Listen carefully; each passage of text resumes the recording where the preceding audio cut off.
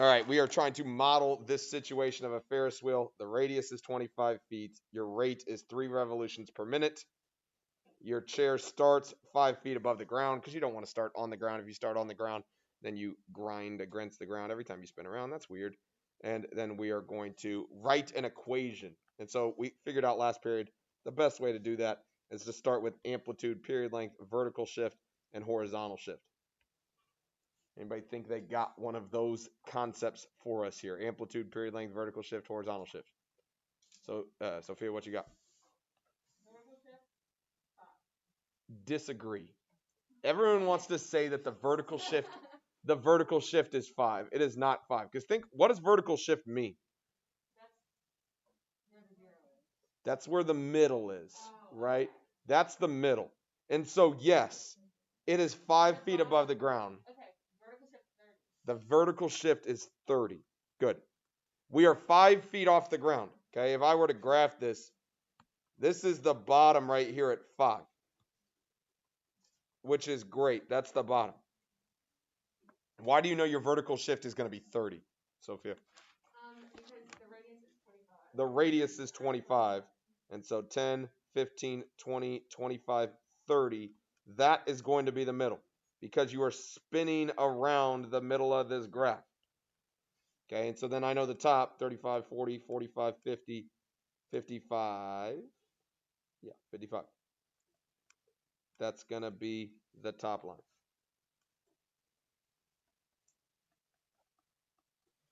Kind of makes sense with that thing. That's a little bit funky, but we got that. So we know our amplitude. What's our amplitude going to be? 25. Period length. Think about what that means. How long does it take for you to start repeating? 20 seconds. We are in time. Our time is in seconds.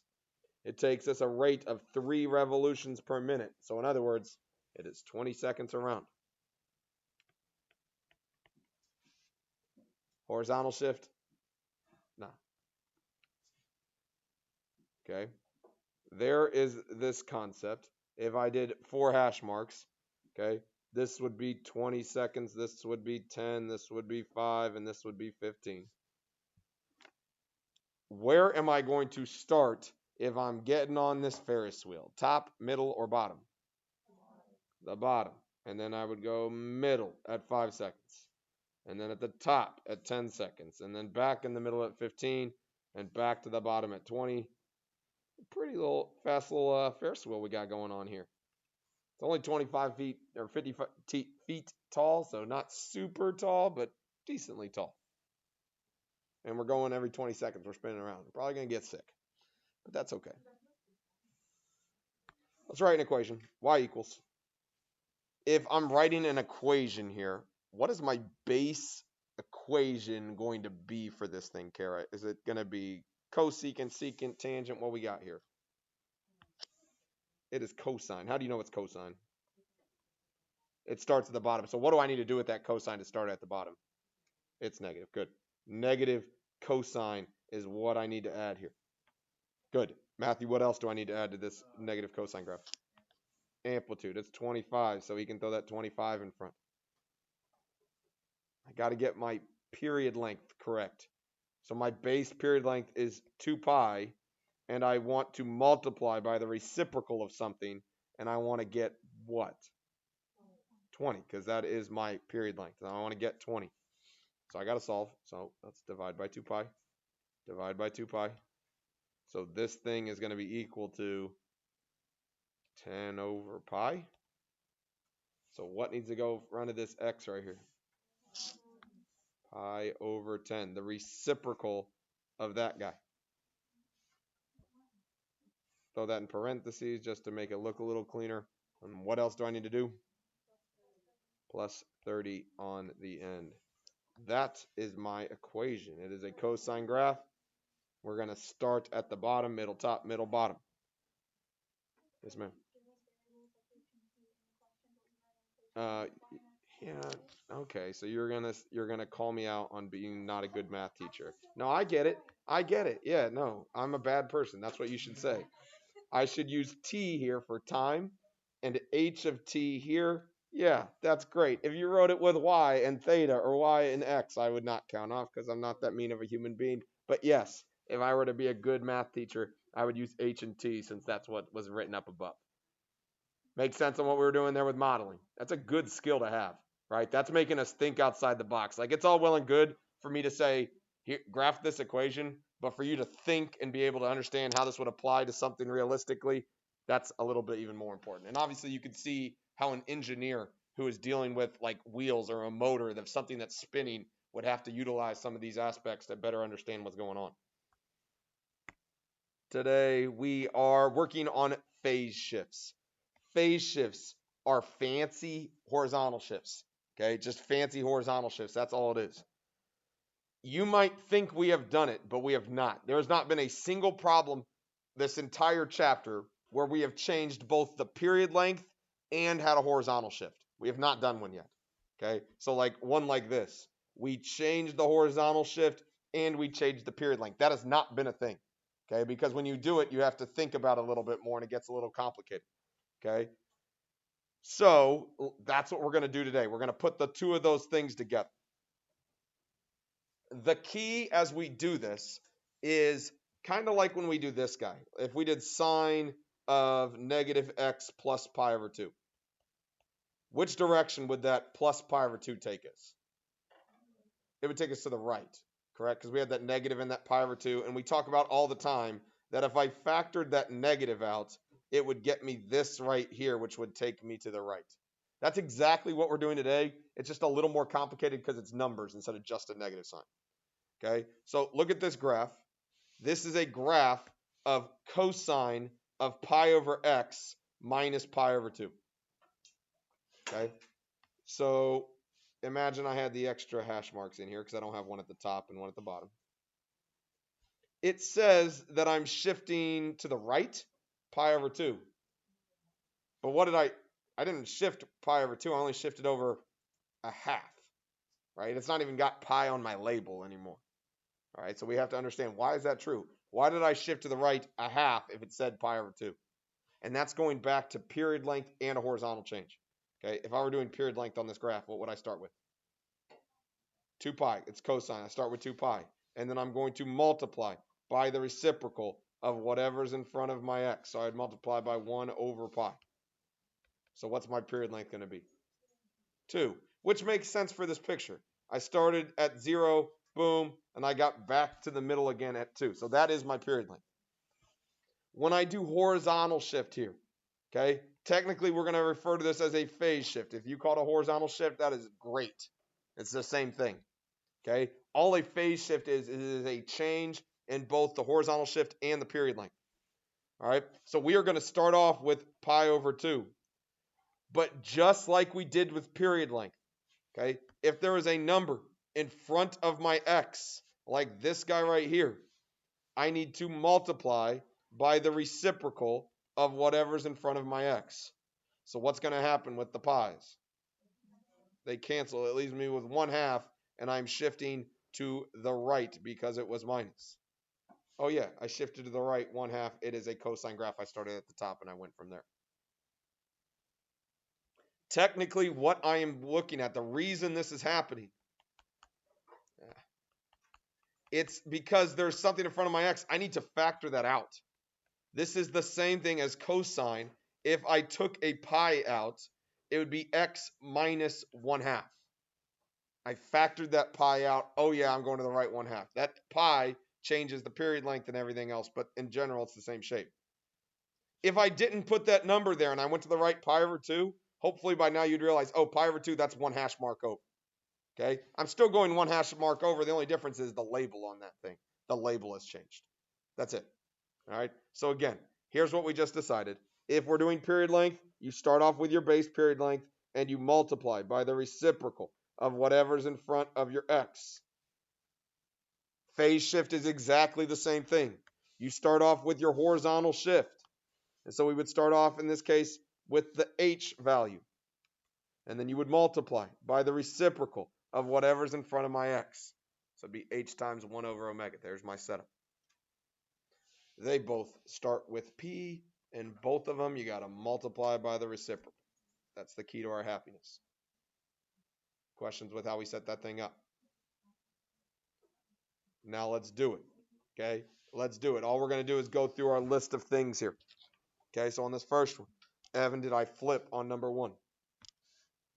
No. What's my amplitude going to be?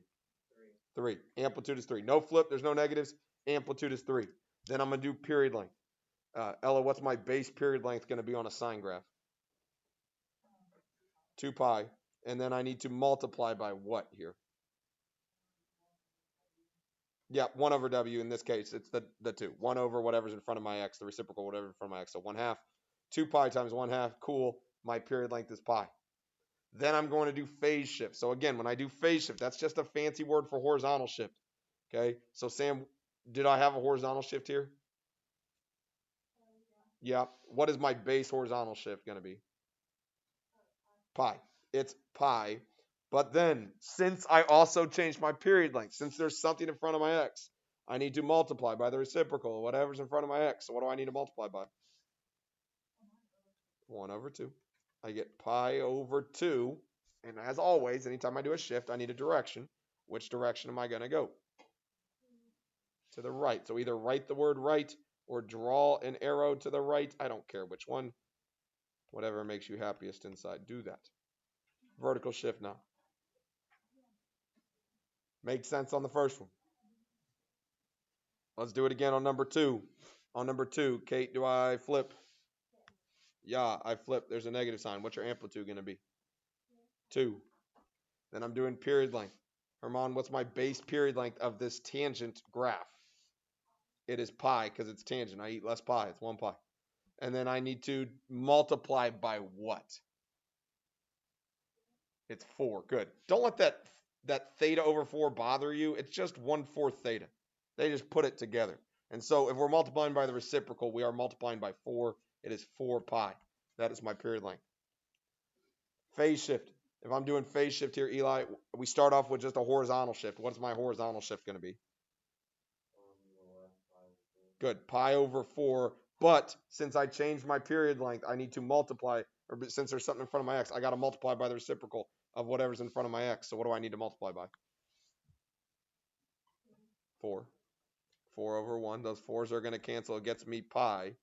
Which direction? Left. It's plus. We go left. Vertical shift down 3. Questions on 1 and 2? We understand the basics? Try 3 and 4 with your neighbor. Go ahead and fill in all of those. Go. A little bit. Let's do them. I'm going to move a little bit quicker here. Flip. Yeah, this negative sign right here is going to flip me. Amplitude is 4. Period length is 2 pi. And then I multiply by the reciprocal of whatever's in front of my x. So it gets me 3 pi. Phase shift. If I'm doing phase shift here, Lydia, what's my base movement for my phase shift going to be? Pi. And then what do you got to do with that thing?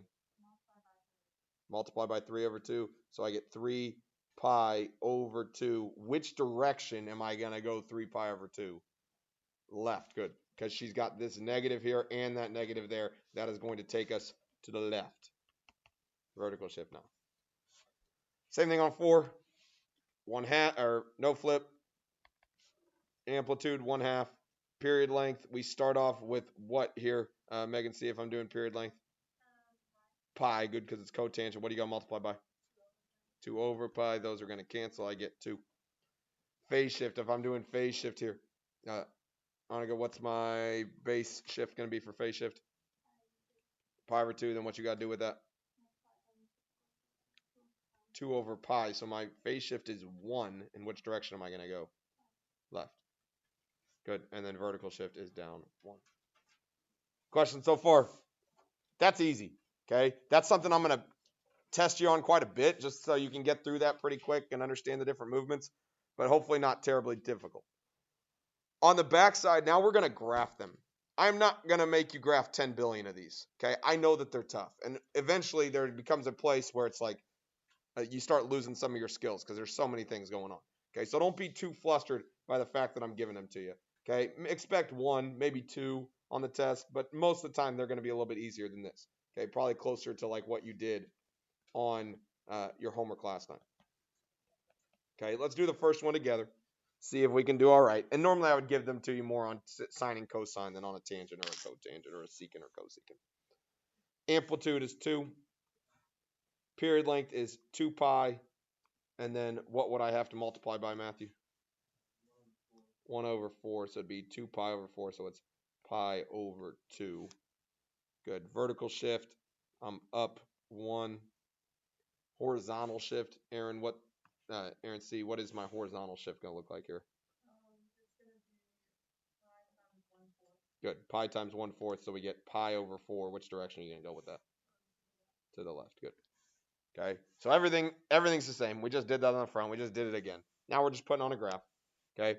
So just like always, 4 hash marks. 1, 2, 3, 4. I'm labeling that fourth one as pi over 2. If that's pi over 2, the middle one is pi over 4. The first one's going to be pi over 8. 1/8, 2/8, 3/8, and then a half. There's that. Once I've done that, Aaron H, what am I going to do next to graph this thing?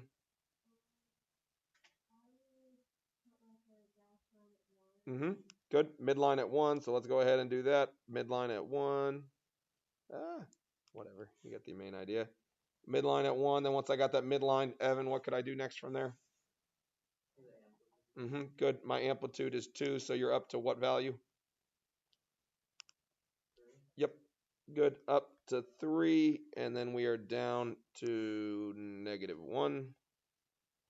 Everything we're doing lives in between those two lines because we're doing sine and cosine. We are graphing a cosine graph. So if I'm graphing cosine, where am I going to start? Top, middle, or bottom? Top. But it's not going to go there. Which way am I going to move it? Left. How many hash marks am I going to move it? 2. Because pi over 4 is what I'm moving, and that's 2 hash marks. So I'm going to make 2 hash marks. Call that one negative pi over 4. And I'm going to start at the top because it's cosine. So I'm top, middle, bottom, middle, top. There's my graph. Okay, that is 1 full period length. We could get crazy and do more, but it did ask just us to graph 1. Domain and range. I think domain and range is way easier when we do sine and cosine. So I haven't put as much focus on this. What's the domain of a sine or a cosine graph? All real numbers. It goes on forever. It's just going to keep wheeling back and forth forever and ever and ever. My range. I live in between -1 and 3. -1's the bottom, 3's the top. Throw some brackets around it. That's the land I live in. Questions on the first one? Try the second one by yourself or with your neighbor. See what you can do. A little bit tougher, but not awful. Go. Here we go. Let's do it. We got it set up. It is going to flip because it's negative. It is going to have an amplitude of 3 because there's a 3 in front. Our period length, we start off with 2 pi, but then I've got to multiply by the reciprocal of whatever's in front of my x. That's where I got 4 pi from. Horizontal shift is pi over 4 is to my start, but then I have to multiply by the reciprocal of whatever's in front of my x. Anytime there are 2 numbers inside the parentheses, you got to do that. That's the key. Okay, so pi over 4 times 2 is going to get me pi over 2, and I'm going to the right because it's minus, and then there's not a vertical shift. We make our 4 hash marks. 1, 2, 3, 4. The 4th hash mark is 4 pi. So this is 2 pi. So this is 1 pi, and that is 3 pi. No midline, so I'm not worried about that. I'm stretching up here to 3 and down here to -3, so that's fairly easy. Now I'm going to graph it. It's a sine curve. So where am I going to start? Top, middle, or bottom? Middle. But it's not going to happen right here in the middle. Which direction do I need to move? To the right. How many hash marks do I need to move to the right? A half, because I'm trying to get to pi over 2. And we said if I go a full hash mark, it's pi. So I'm going to the middle there. Okay, in between those 2 dots. That's pi over 2. Where am I going to go from there? Top or bottom? Bottom, because I flipped because it was negative. So now I'm down here at the bottom. Just kidding. In between those 2 dots. Or in between those 2 lines, because I'm at a half. And then I'm going to be back to the middle in between those 2 lines. And I'm going to be up here at the top in between those two lines. Let me back in the middle, in between, or just to the right of that one. Connect those dots. There's my graph. Phase shift is a little bit funky, but a reminder that if you have two numbers in there, it's like factoring it out. You multiply by the reciprocal, and it helps us to understand what we need.